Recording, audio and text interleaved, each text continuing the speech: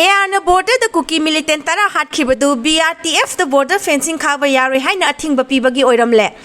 Thasi ki taraga mari da Indo-Myanmar border ki Technopal district ki manung sanba New Samtal ki border pillar number 62 maya da Assam Rifles na Myanmar the best of Kuki militant tara hatkhibadu militant aduna Ministry of Home Affairs ki makha da hoji BRTF na border fencing khaba ki thabak chathariba adu da ayat pathingba pibagi ni haire Central Security Agency ki official amana phungdokhibada Assam Rifles na kaptun hatkhaba Kuki militant sing ado Myanmar da hoji military junta gi mathakta lan horiba pro democracy leader Aung San Suu Kyi ga sarkar paiminaramba aduga haujingna government in exile oina leiriba National Unity Government gi arm wing ama oiriba PDF ki kangbu singne hairiba PDF ki kangbu sing asina ain kaini Indo-Myanmar border gi Manipur rom thangba sarukta sangsilaglaga hoji BRTF na border fencing khaba gi thabak chathariba adu lepkadabani haina athingba pinaba honarakhi hairiba thong sing adu intelligence ki maikei dagi sabsana fangbadagi Assam Rifles ki kangbu sing aduna PDF ki kangbu sing aduna sangsilaglaga leiriba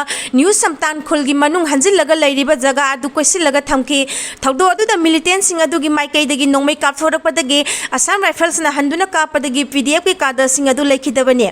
militant sing asidagi AK-47 ki rifle tariat RPG launcher ama M4 rifle ama single barrel mari yauna atai polam kaya recover tawkhi aduga lekhidaba PDF ki kada sing aduna mirot oina leiriba National Unity Government ki official sing da India manungi thabakta amu hanna khut thingjillakanaba warning piraba matungda khusinakre hairi panbe yabadi Myanmar ga lona riba Manipur gi border gi saruk asi punna kilometer sahum ga mawdra nipani loina ni India government gi maikei dagi Myanmar dagi Manipur da mitop sangsilalaga thingnaba hauji border fencing khaba gi thabak chathariba asida Kuki Naga amasung Mizo gi organization kaya asigi mayokta leiribani COVID-19 dagi hena sathiba JN1 India da yourakhre Mumbai da anoba laiset asigi case ani ga yankhai tare thengnakhre ani sikhre COVID-19 ki laiset asi Maliam da muthatuna laiset asigi vaccine puthokhraba matung khwaidagi nongna COVID-19 ki laiset asidagi hena sathiba JN1 variant laiset asi India da yourakhre